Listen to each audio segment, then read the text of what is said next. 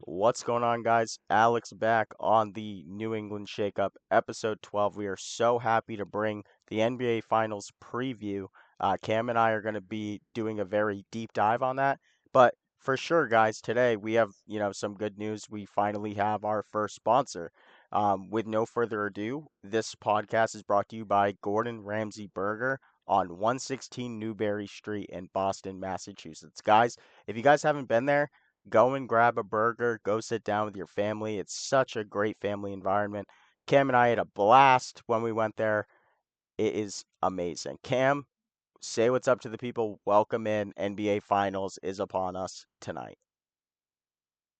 Yeah, I'm just ready to get right into NBA Finals and happy that we could get a word in from our sponsor to start. Yeah, yeah, for sure. And I think like what the biggest thing is, that I look for today is like, especially with the Celtics, is like who's going to set that tone, whether it be offensively or defensively. And Cam, I just, wanted to get your take on really like what you think the Celtics' advantage is going into tonight's game. I think just the versatility on defense, I think we can just send a lot of different matchups. I think Derek White is one of those guys that nobody thought a lot of when the trade first happened, but being a Spurs fan, I knew what impact he was going to have on a Celtics team where he'd be a starter and not like more of a sixth man like he was in San Antonio. But yeah, he shows just flashes of like superstardom and just in general the matchups that we can throw at them. Like just for Kyrie, we could send either White, Holiday, Jaylen Brown. I think there's just a lot of matchups that we could frustrate Kyrie with. Yeah, yeah, there's a ton of matchups, especially that, could be in favor of the Celtics. But the one thing that I have a big question mark going into tonight's game is how good is that calf for Porzingis, And I think like everybody's like expecting him to come back and average like 18 and 10 just like he did. But I mean, we're also forgetting that like for big men, like having a calf injury is nothing to play around with, especially when, he's also such a, lights out shooter from three, especially. You need your legs for that. And so I look for what the matchup is for Porzingis and if he takes advantage of that. Now, Derek Lively, he is a rookie still. This is his first year in the NBA, so we'll see if the bright lights, come crashing down on Derek Lively tonight for being a rookie. But the one thing that scares me is that calf for Porzingis. And what's your take on that, Cam? What do you think about Porzingis going into tonight's game? I'm not really sure. I think if anything, if he's playing, he should play limited minutes because we don't want it to be like he blows it all in the first game. But if anything, I would just see how we do with Al Horford. I mean, everyone can say whatever they want, his nickname being Average Al. I mean, he can do it all. Like, even that series with Giannis, everybody thought he was just going to get walked on and back down, and he clearly didn't. So I don't know. I think people kind of write off what Al Horford does for the team. Yeah. Yeah, and I'm just gonna bring up a point, one of my very close family to me brought up a great point tonight, and it's that, I wouldn't be surprised if Porzingis doesn't start the game tonight. I wouldn't be Exactly. opposed to that. Like I could seriously see Porzingis coming off the bench and playing valuable minutes off the bench. But I think, my family friend who has a very, good connection, has been following the Celtics for a very long time, is that, with injuries like this, you don't rush back.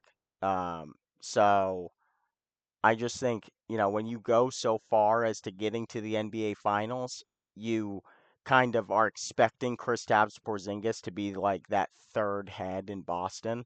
So I don't know if it's really something that you can look at as, okay, Porzingis is playing tonight, but how effective is he going to be?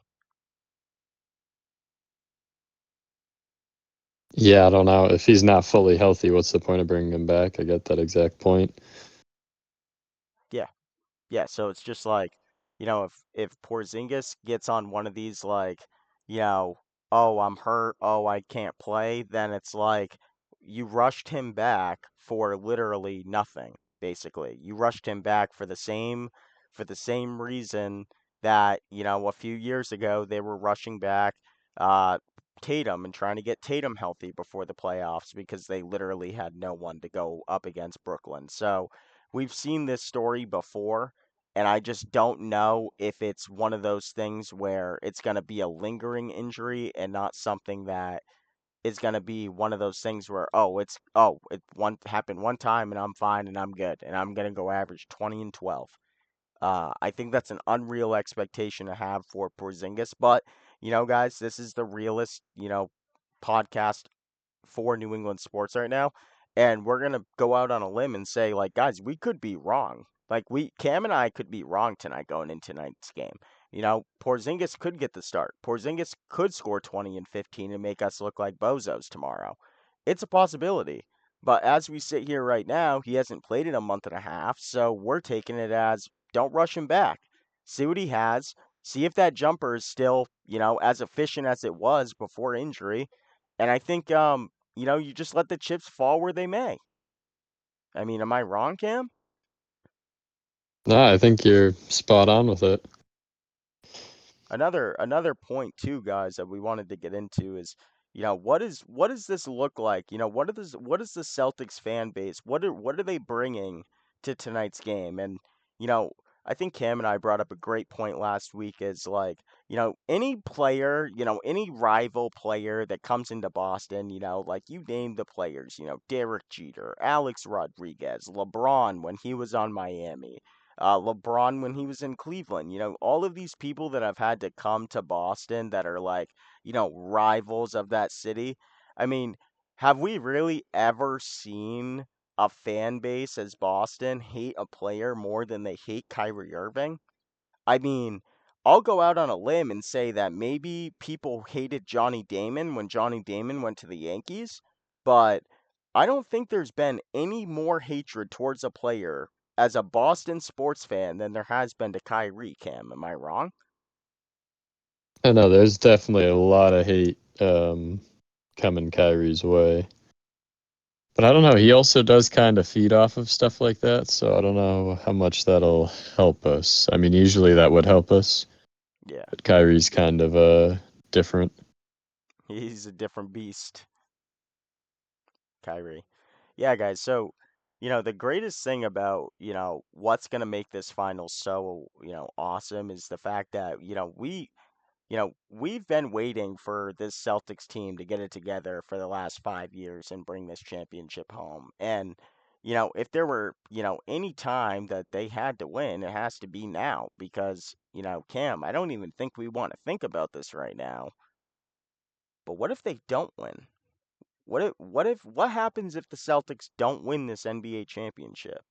You pay Jaylen Brown all that money last offseason, right? Highest paid player in He basketball, just extended Holiday, so now who knows if he got the money to keep White? Yeah, right? I don't So know.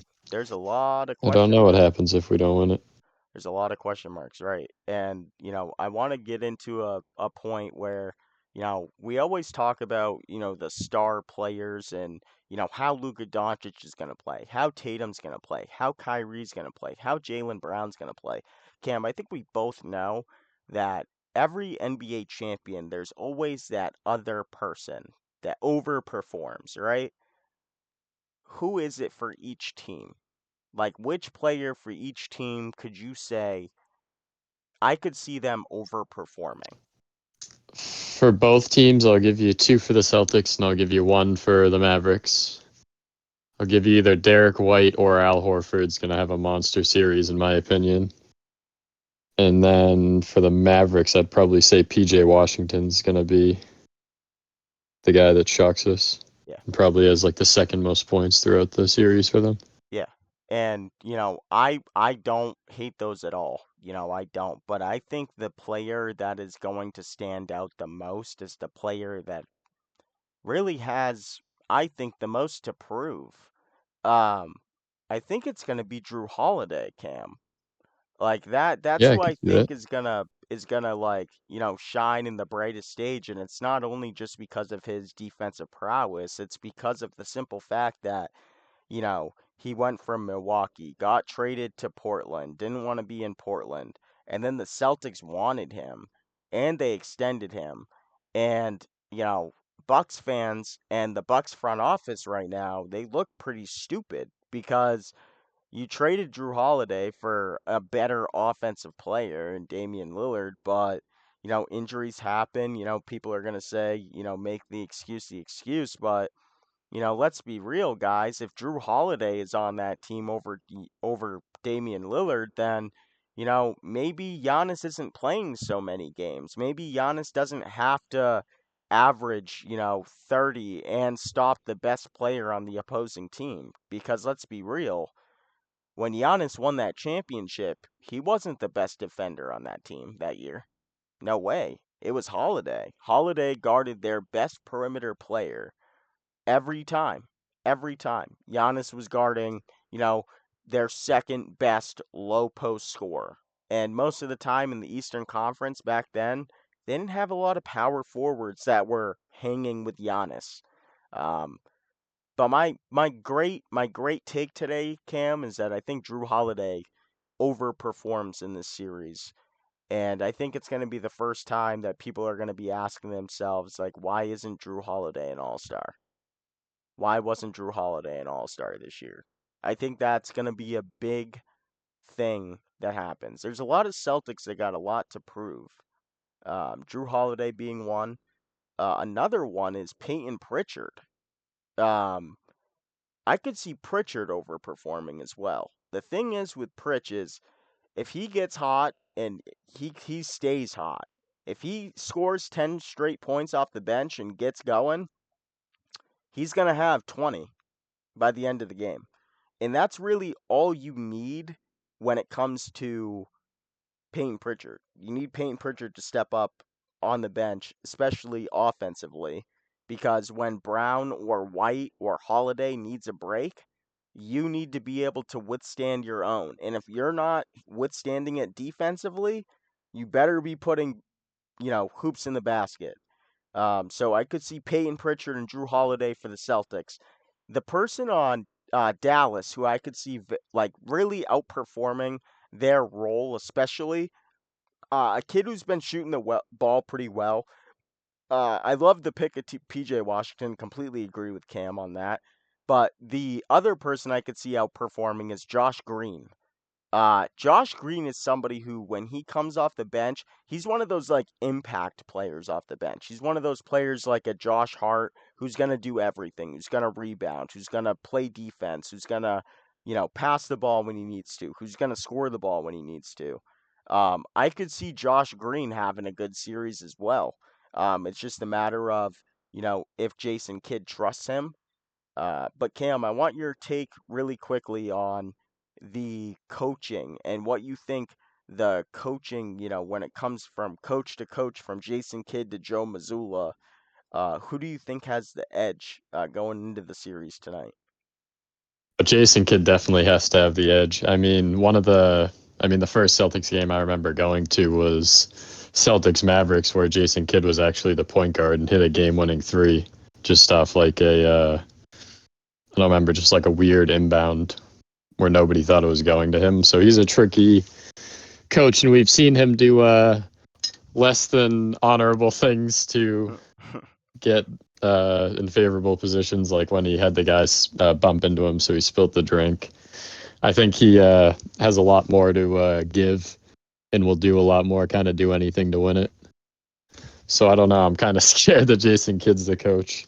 Yeah. But I don't know. Maybe Joe Mazzulla will prove me wrong and shut up all the critics that are heavily doubting him right now. Yeah, there's, I don't want to say it's a huge gap because I don't think it's huge, but I think there's a gap there that needs to be talked about. Um, why did the Celtics struggle so much in 2022 in the finals with Ime Udoka? Cam, why do you think the Celtics lost that series? Oh, it's kind of the same thing with Joe Mazzulla, honestly. I feel like those two coaches like never called timeouts. Exactly. They'd let a team go on like a 15, 20, well, maybe not 15, 20, but at least like 10, 15 point runs without calling a timeout or switching something up. Right. But And why? What do you think? that's the, Same thing. I completely agree with you is that, you know, when Joe Mazzulla coaches, it's like watching, I mean, don't get me wrong, he's a great coach, but when it comes down to the playoffs, like there's been times where I'm watching them and I'm like that scares me a little bit, because of the way that they were operating, whether it be defensively, offensively. But the thing that I look for, especially in this series, is how much zone does Joe Mazzulla play against Luka Doncic? Because this is the thing. You can't really hide anything that you're doing defensively from Luka. If they play a zone, you're basically allowing Luka to have his best ability, which is passing. And then if you don't play zone against Luka, you're leaving him in man to man against Holiday or Derek White. But the problem is when they switch, whether that be Porzingis or Horford, I don't like either one of their chances against Luka Doncic on a switch.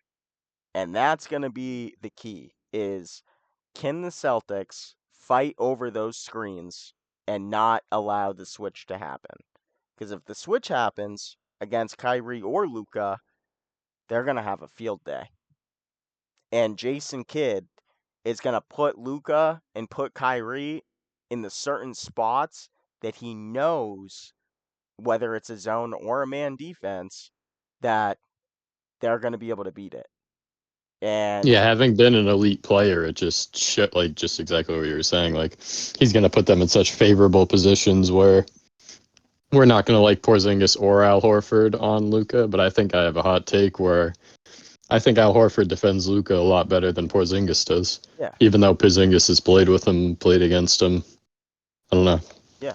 I mean, I I think think Al that Horford makes isn't afraid to lay some fouls on him too to get him a little frustrated. Yeah, and I think that that's what I look for too is, I don't mean any harm by saying this, guys, but like like are they gonna toughen up Luca? Like are they gonna make Luca work for things? Meaning like is Holiday going to fight over three screens and get three fouls and run through the guy to get a foul called just to make a statement that it's the finals and we want a championship?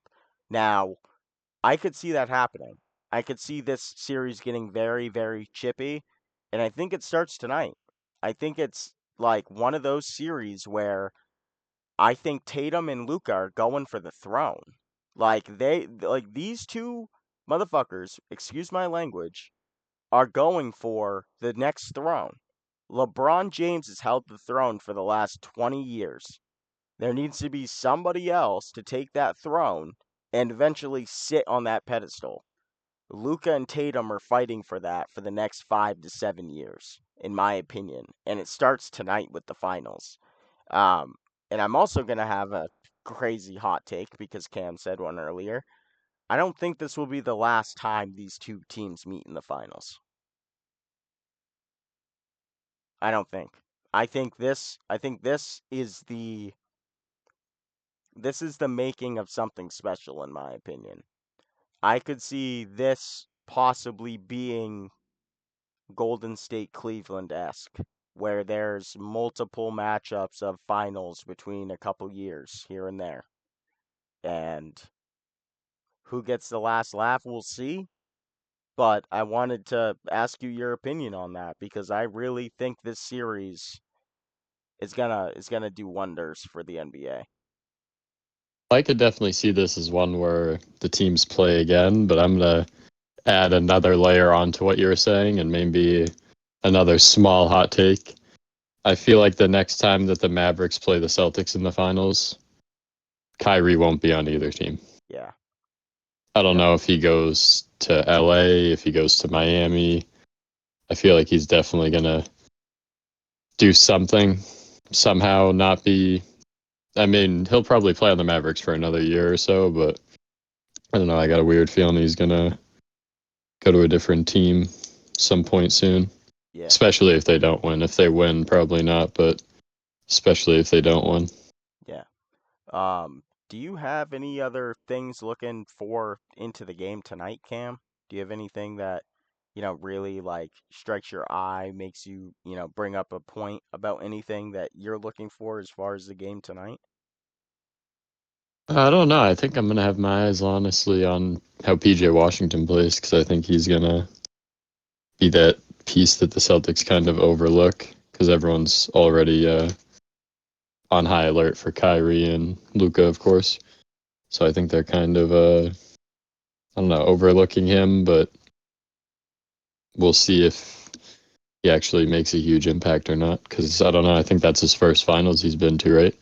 PJ Uh, Washington. yep, it's his first finals. Yep. Yeah, so we'll see what he does.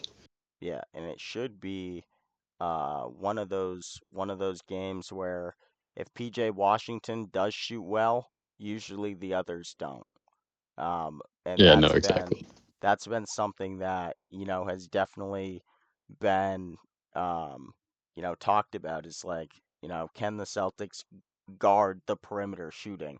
I think they definitely can. It's just a matter of like, does Luca get them into spots that, some teams haven't gotten themselves into? I mean, we're forgetting, Cam, that every team the Celtics have played, they haven't had their best player. I mean, they played Miami, beat Miami in five. They didn't have Butler. They played Cleveland. They beat Cleveland in five. Mitchell wasn't there for the last three games of that series. And then you play Indiana with Halliburton, and Halliburton doesn't play in the last two games. So it's like, however way you shake it, I mean, this is the big test for the Celtics. This is the biggest one yet. But with that said, Cam, do you have anything else that you want to get into today?